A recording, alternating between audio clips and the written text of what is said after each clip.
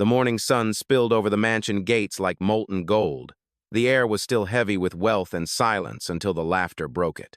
"Cry, baby!" The woman's voice sliced across the driveway, sharp mocking, designed to wound. 3 security guards stood behind her in blue uniforms, laughing like it was part of the job. In front of them stood a man who didn't move. 6'5", broad-shouldered, wearing a gray, sleeveless shirt and black joggers. No jewelry, no car key in sight. Just calm, dangerously calm. "Ma'am, we've told you already," one guard said between laughs. "This guy doesn't live here." The woman jabbed her finger toward him again. "You're on private property. Go cry somewhere else." He didn't answer. He didn't flinch. The only sound was the wind brushing against the iron gates. Before we continue, where are you watching from? Drop your city or country in the comments below. And if you believe in dignity and justice, hit like and subscribe. These stories spark change, and we're glad you're here. Now back to Marcus. Marcus Reed hadn't planned on drama that morning. He'd just come from a workout at his private gym half a mile down the hill. No driver, no security detail. He liked walking home when the streets were quiet. But now, standing in front of his own mansion, the biometric gate refused to open. A new team of guards had been rotated in overnight. No one had briefed them. They saw a tall black man in gym clothes and decided he didn't belong. The lead guard smirked. "What's the matter, big man? Forget where the public sidewalk ends?" Marcus's eyes flicked to the ID badge on his chest. Hawkline Security, a subcontractor. He knew the name. His company owned 40% of its shares. He took a slow breath. "Open the gate." The woman Lydia, the site supervisor, laughed. "You don't get to give orders here. You don't even have clearance to stand this close." Her voice carried the kind of authority borrowed from ignorance. The guards chuckled again. One of them pulled out his phone, snapping a picture like it was a joke for later. Marcus finally spoke. His tone was steady, the kind that made noise feel unnecessary. "You're recording a resident outside his own home. That's trespass and liability." The laughter thinned, but not enough. Lydia crossed her arms. "Then prove it. Show me ID or I'll call the cops myself." Marcus reached into his pocket, pulling out a small black keycard, the same one that had built the mansion behind those gates.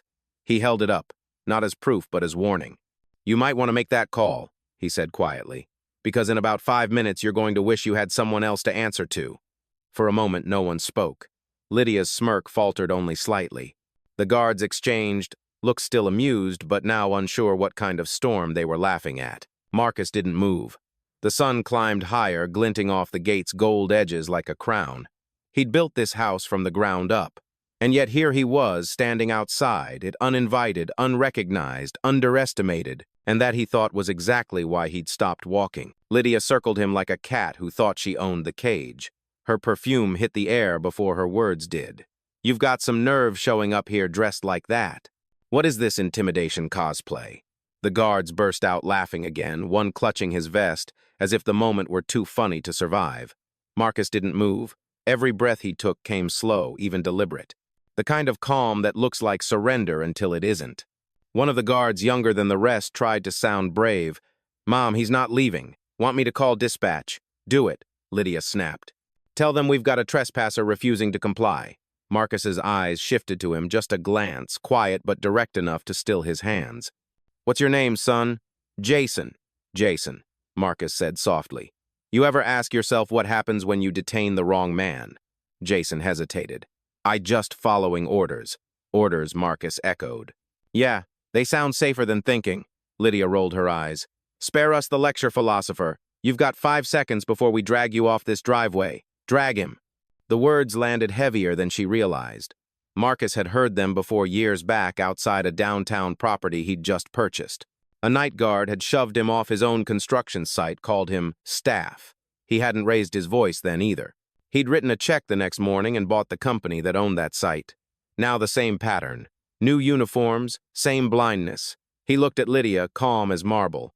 "You're making a mistake," she laughed. "The only mistake would be letting you pass this gate."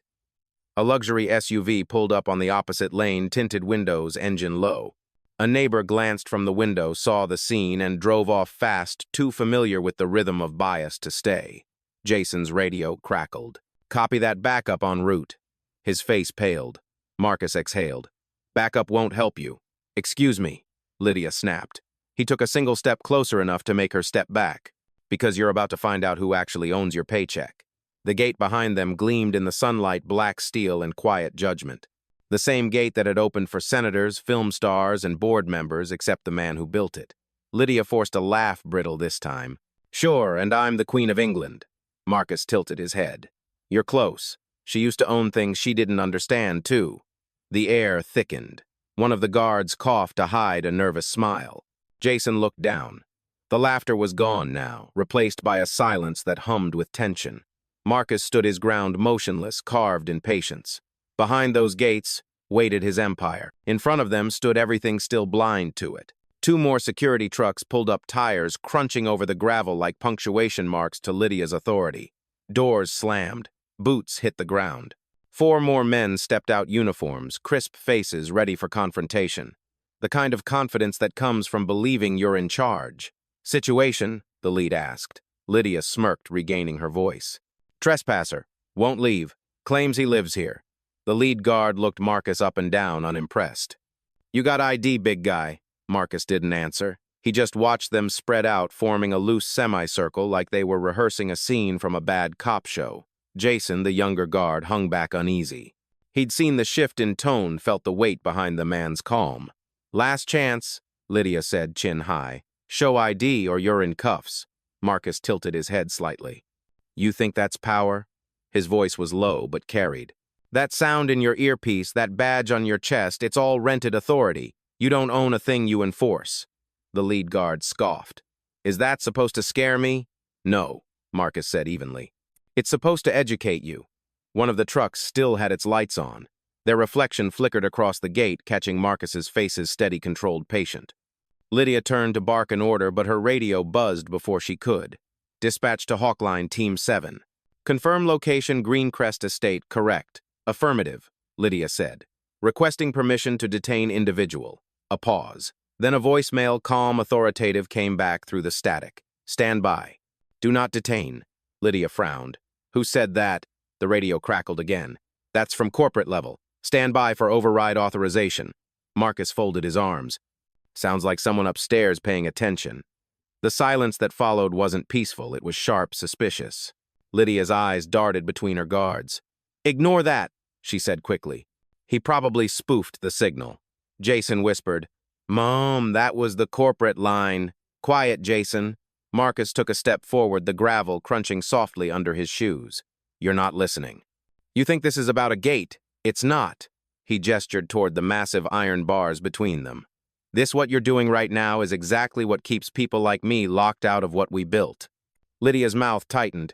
Built? You didn't build anything here. Marcus's phone buzzed in his pocket. One glance. A name flashed across the screen. Evelyn. Legal ops. He pressed accept. Evelyn? He said calmly, loud enough for all to hear. Mr. Reed. Her voice came clear, professional. Security Protocol 6 is active. We're confirming Hawkline's breach report now. Do you want me to proceed with ownership notice? Lydia blinked. What did she just say? Marcus looked up from the phone, his eyes fixed on her. I said you'd want backup. He let the silence linger, a storm gathering without thunder, the kind that didn't need to shout to be heard. Evelyn's voice came through the speaker, crisp as glass. Ownership notice sent. The board's already on standby. The words landed like thunder no one wanted to acknowledge. Lydia blinked, her mouth parting before any sound came out. Marcus kept the phone low by his side, still calm. Evelyn, he said, make sure they record every word from this location. Tag it as incident bias at property gate. Already done, she replied. Would you like me to notify Hawkline's CEO? Marcus's tone didn't shift. No need. He'll be calling me in 2 minutes. The guards exchanged uneasy looks. Jason stepped back slightly. Lydia's bravado flickered like a dying light bulb. You're bluffing, she said, voice cracking in its middle. People like you don't talk to CEOs. Marcus raised his head slowly. People like me become them. The younger guard almost smiled. The lead guard didn't. He reached for his radio again, muttering, Dispatch, confirm corporate override, who's this guy? But the static answered back, followed by a voice colder than before. Cease all escalation. Hawkline Property Division is under immediate audit. Jason turned pale. Ma'am, they just said audit. Lydia shot him a glare sharp enough to cut through his nerves. Shut it, he's faking this. Marcus's phone buzzed again. A new voice came through low and confident. "Marcus, it's Samuel. Got your ping. Want me to freeze their credentials?" "Not yet," Marcus said softly, watching the guards. "Let's give them one more chance to remember their manners." The woman's face hardened. "Who are you?" Marcus stepped forward, sunlight sliding over his shoulders, catching the faint scar on his jaw from a life she couldn't imagine. "The man whose patience you're testing on his own property." A hush fell. Even the birds along the hedge line seemed to still. Jason's voice trembled when he spoke. "Sir, are you saying you—" Marcus cut him off gently. "Son, I'm saying that gate opens for me. Always has." Behind him, the mansion glimmered through the trees, modern glass black stone, a symbol of quiet success built without apology. He remembered laying that first foundation slab 15 years ago when banks wouldn't give him loans unless he brought a white cosigner. He built every inch of this estate as proof he didn't need permission to exist. And now here he was again. Another gate, another test. Lydia's radio sputtered a final time. "Attention, all Hawkline teams, stop engagement. Await new directives from ownership." Her hand froze on her belt. "From ownership." Marcus slipped the phone back into his pocket. "I told you backup wouldn't help. Now you're not answering to dispatch anymore. You're answering to me." The laughter was gone. The driveway had turned into a courtroom, and the verdict was already walking toward them wearing calm-like armor. The gate's hydraulic lock clicked once. Then again. The sound was quiet, but it carried through the still air like a verdict. The iron bars began to part slow and deliberate, as if the mansion itself had made a decision. Lydia spun toward the control panel. "Who authorized that?" she barked. Jason stared at his tablet, pale. "It's coming from the main system, ma'am. It's not us. It's remote override." Marcus didn't move. He simply stood there, sunlight cutting across his face, every inch of him unbothered. "You see," he said softly, "it's not about who holds the gate key. It's about who built the system that reads it." The lead guard muttered, "This is crazy." Evelyn's voice echoed faintly from the phone still in his hand. "Gate entry confirmed. Audit live feed is rolling." "Live feed," Lydia repeated, her confidence finally cracking. "Who's watching this?" Marcus turned to her. "Everyone who signs your paycheck." For the first time, the laughter, the swagger, the noise, everything stopped. Even the guard's posture shifted. One lowered his radio. Another removed his sunglasses as if to see him clearly for the first time. "You said your name was Marcus," Jason began quietly. "Reed," Marcus answered. "Marcus Reed, CEO, Reed Capital Holdings. Majority shareholder of Hawkline Security." Lydia's breath hitched. The color drained from her face. "That's not possible," she stammered. Marcus stepped through the half-open gate. "It's not only possible, it's protocol." He walked past her, calm, steady, the gravel crunching under his sneakers like the beat of an old drum. The guards parted without command. Jason lowered his head as Marcus crossed the threshold. Lydia called out after him, desperate now. "If this is true, why didn't you say so sooner?" Marcus paused just inside the gate. He didn't turn around. "Because I wanted to see how far you'd go when you thought you had power." The wind picked up. Leaves rustled across the long driveway leading to the mansion's glass facade. The sun hit the chrome plaque beside the door, Reed Estate, and its reflection danced over Lydia's shocked face. In the silence that followed, Jason whispered to the lead guard, "He really owns this place." The guard muttered back, "Not just the place, man. He owns us." Marcus finally turned eyes, calm but cutting. "Not you, Jason, just the company. You still have time to choose which side you're on." Jason swallowed hard, nodding once. Lydia looked ready to speak, but nothing came out. The gate finished opening with a final metallic sigh wide enough for him to pass through completely. Marcus looked up at the cameras perched along the wall, his cameras, and said quietly, "Make sure this recording doesn't stop, because the real reckoning hadn't started yet." Marcus walked up the driveway with the weight of silence trailing behind him. The gravel crunched beneath his steps like a countdown. Every movement was controlled, deliberate. His calm was no longer mistaken for submission, but something colder, heavier, earned. Behind him, Lydia barked orders no one followed. The guards lingered by the open gate, frozen between authority and awareness. Jason stood at the edge of the threshold, torn, watching a man the system had tried and failed to reduce. "Sir," he called out, hesitant. Marcus didn't turn. "Stay where you are," he said, voice low but absolute. "The next few minutes aren't yours to fix." He reached the entrance. The biometric panel glowed blue, scanning his face before unlocking with a soft click. The glass doors opened. A wave of cool air met him carrying the faint scent of cedar and iron home. From inside, two domestic staff members rushed forward, startled. "Mr. Reed, sir, we had no idea." He raised a hand. "You did fine. You're not the ones who forgot who owns this house." They nodded, retreating quietly.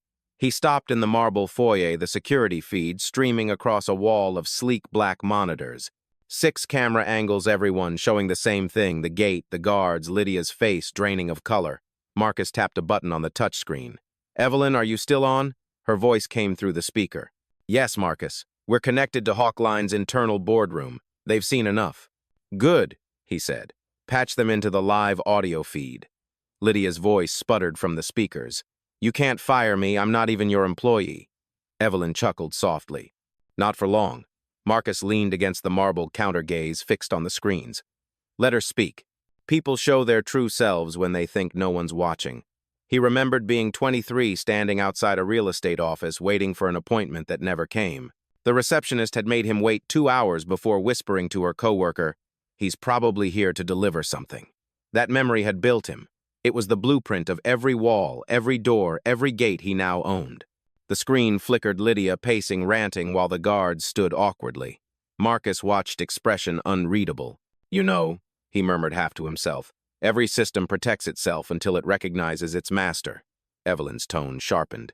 "You want me to initiate corporate removal?" He nodded once. "Execute it, but keep the feed running. Let them see professionalism, they'll need to learn it." The marble reflected his image like a mirror, composed, relentless, unbothered. A man who had turned humiliation into a management strategy. Outside, the guards' radios erupted in static, then silence. Their access badges deactivated one by one. Lydia's voice cracked mid-sentence. "What's happening?" Evelyn's final report came through lockout complete. Marcus exhaled, calm again. "Good. Now let's go greet our guests." Marcus stepped back onto the front terrace, the marble cold under his shoes. The air outside felt different now, thinner, charged, like the world was holding its breath. The gate stood open, but no one dared move. Lydia's voice cracked through the silence, desperate trembling between outrage and denial. "You can't just walk in there like you own it." Marcus met her eyes, the faintest trace of a smile curving at the corner of his mouth. "That's the thing, Lydia," he said quietly. "I don't have to walk in to own it, I already do." Her jaw clenched. You set us up." "No," he said, descending the steps with calm precision. "You set yourself up. I just watched." The house's intercom speakers came to life, Evelyn's voice echoing over the courtyard, steady and professional. "Attention Hawkline security personnel. Per order of Reed Capital Holdings, all Team 7 contracts are terminated effective immediately. Access credentials have been revoked." One by one, the guards' tablets flashed red. A collective gasp followed. Jason flinched, looking down at his own device. His badge was still green. Marcus's gaze found him. "You asked questions, Jason. That's what kept yours on." Lydia turned on the younger guard, her composure fracturing. "You're going to regret siding with him." Jason swallowed. "I'm just siding with the truth, ma'am." The words hit the air like a stone through glass. Marcus stopped a few feet away, hands clasped behind his back posture, measured. "What you're feeling right now, Lydia, is accountability. You've mistaken authority for ownership your whole career. That ends here." She laughed bitterly, but the sound faltered halfway. "You think you can humiliate me in front of my team?" Marcus shook his head. "I don't need to humiliate you. The truth already did that." Behind her, one of the guards murmured, "Man, this is on live stream." Marcus looked toward the nearest camera perched by the gate. His camera, its red light blinking. "Yes," he said. "Transparency matters." Evelyn's voice returned over the loudspeakers. "Mr. Reed Hawkline's CEO is on line too. He's apologizing." Marcus didn't glance away from Lydia. "Tell him to hold." Her face reddened. "You're enjoying this, aren't you?" Marcus's voice softened, but it cut sharper for it. "Enjoyment implies surprise. I've seen this scene too many times to enjoy it." He took one step closer. "You looked at me and saw less. That mistake costs people their futures. Today, it cost you your contract." Lydia tried to speak, but nothing came. The guards kept still. The silence was total now. Even the birds had gone quiet, as if the entire estate understood the gravity of the moment. Marcus looked up at the camera again. "Make sure the board archives this feed," he said. Every system needs a case study on what happens when arrogance meets ownership. Then for the first time he smiled, not in triumph, but in peace. The kind that comes only after a storm finally remembers who it answers to. The moment stretched silent and surgical. The red recording light blinked on the camera pole like a heartbeat. Lydia's posture collapsed by degrees, her hands, shaking her authority, leaking out one gesture at a time. The guards stood adrift, their radios, dead badges useless. Marcus moved like time had slowed down for him alone. He reached into his pocket, tapped his phone, and the mansion's intercom carried his voice through every inch of the property. Protocol 7. Activate full incident review. Inside the control system came alive screens, lighting up server fans, humming the house, responding like a sentient witness. Evelyn's calm voice followed. Protocol 7 confirmed. Audio, video, and personnel logs uploaded to the board's ethics archive. Hawkline Command has acknowledged breach severity. Lydia's throat worked soundlessly. This is illegal, she managed. You can't, Marcus raised an eyebrow. Illegal? You mean auditing my own property? Recording my own front gate? His tone stayed gentle, but the edge beneath it gleamed. You don't even hear how absurd you sound. Jason shifted uneasily, torn between pity and awe.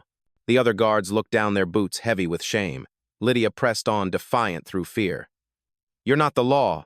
No, Marcus replied. But I am the consequence. He turned slightly, facing the camera now, the wind tugging at his shirt. For years, he said, voice steady but weighted. We've been told to stay calm when insulted, to wait for justice that never arrives. But calm doesn't mean quiet. It means control.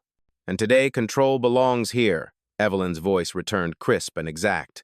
Marcus, the boardroom's connected. They've issued full suspension of Hawkline's regional management. Legal wants to know if you intend to retain the brand or dissolve it. Marcus considered the question for a heartbeat. Neither, he said. I'll buy it. Lydia blinked. Buy what? He met her gaze, calm as stone. The company, Hawkline Security, all of it.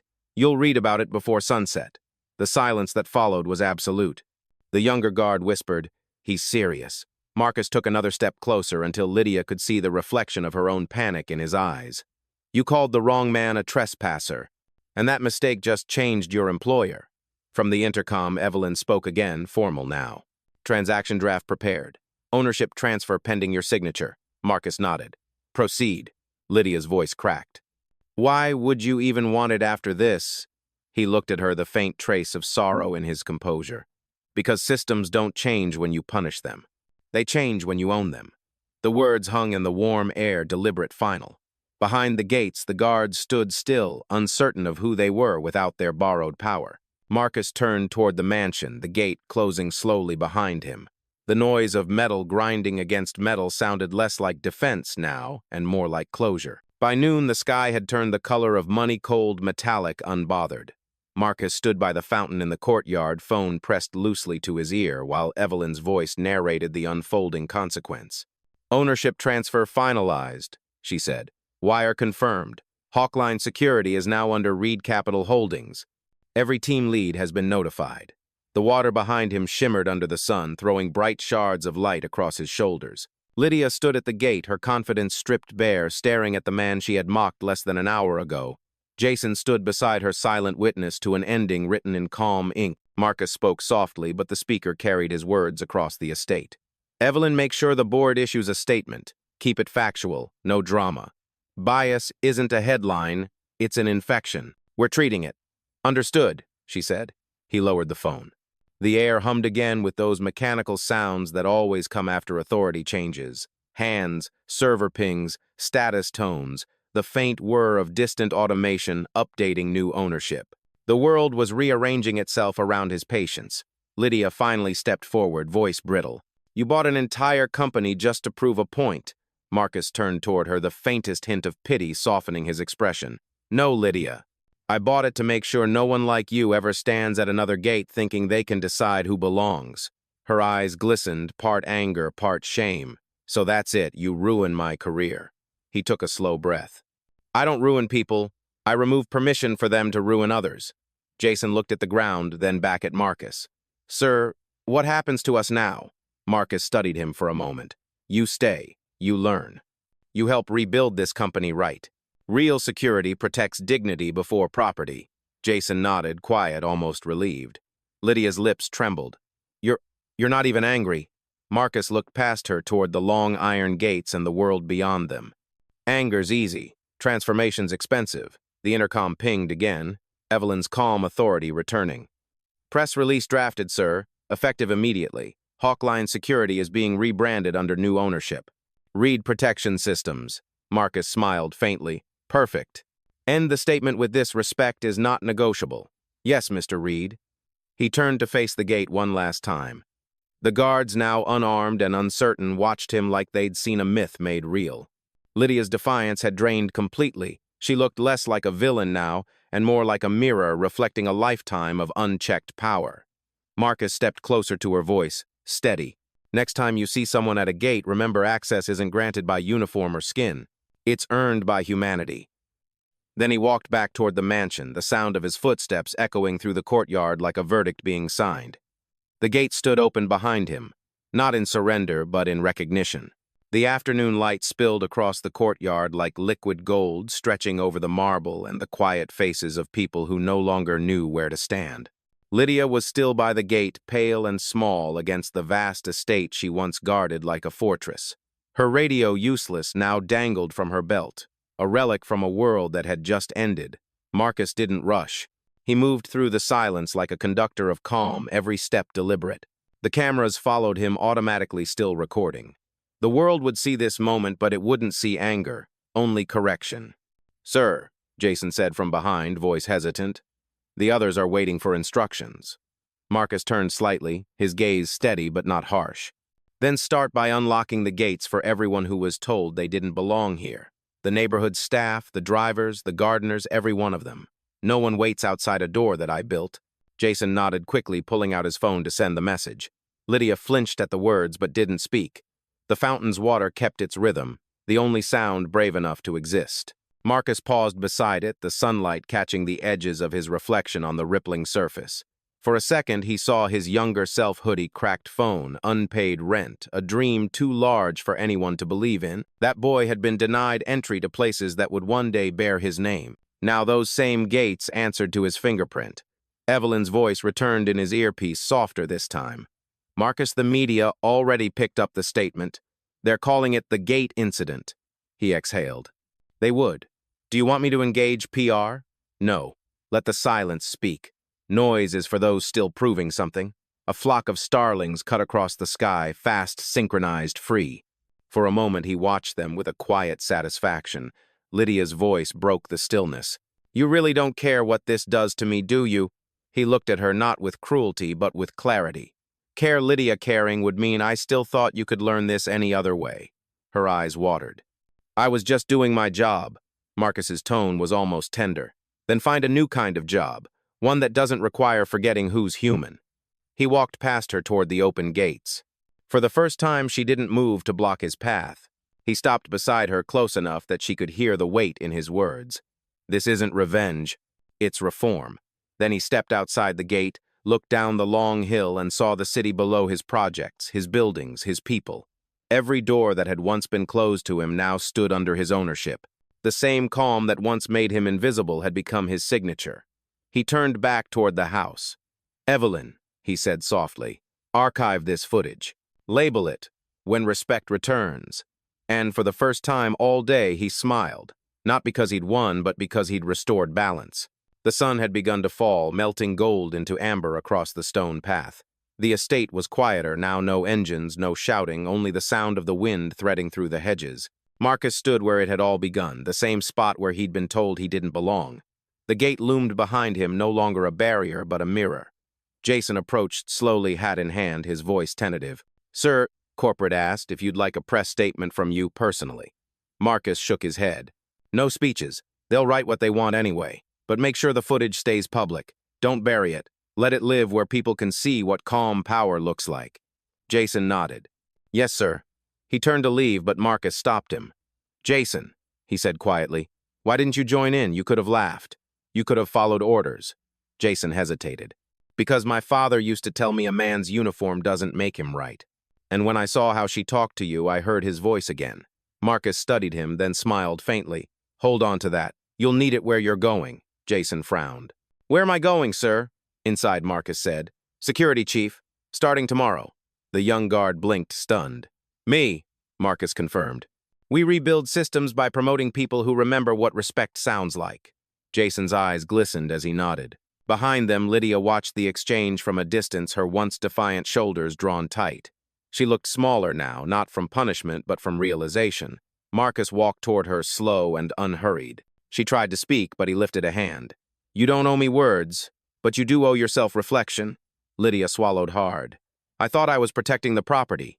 He met her gaze. You were protecting the illusion of it. There's a difference.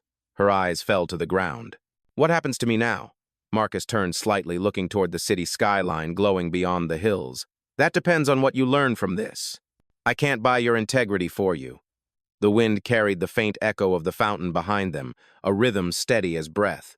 Lydia nodded, tears stinging, then stepped aside from the gate, finally understanding the weight of the space she'd once claimed. Evelyn's voice came through Marcus's earpiece again, gentle this time. It's done.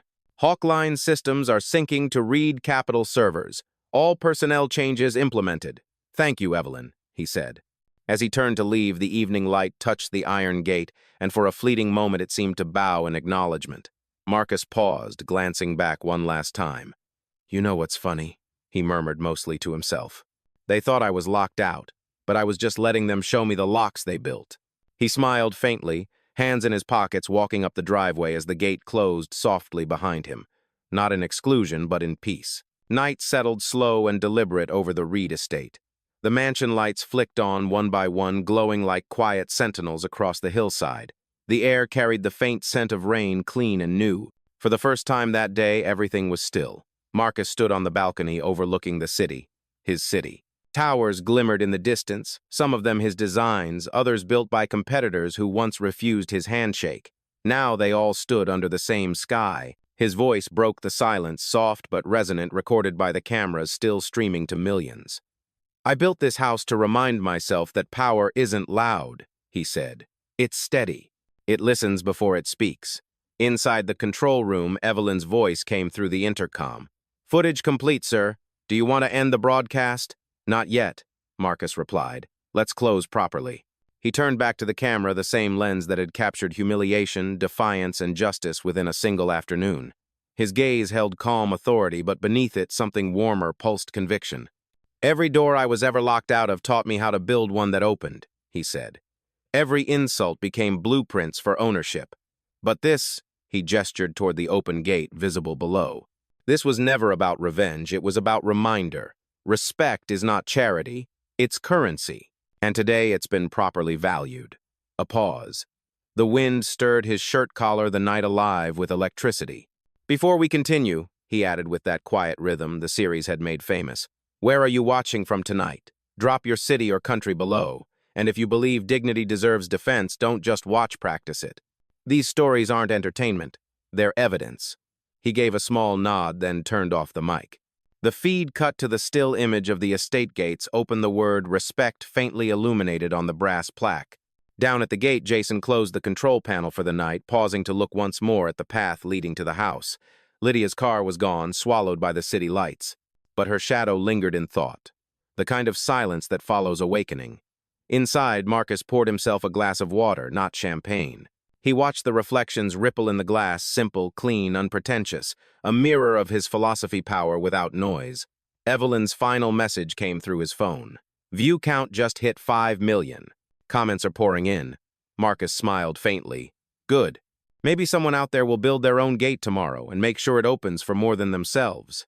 He placed the glass down, the sound barely audible like a punctuation mark at the end of a long, necessary sentence. Outside, the night breathed. The gate stayed open, and for the first time, the house didn't stand as a fortress, it stood as proof.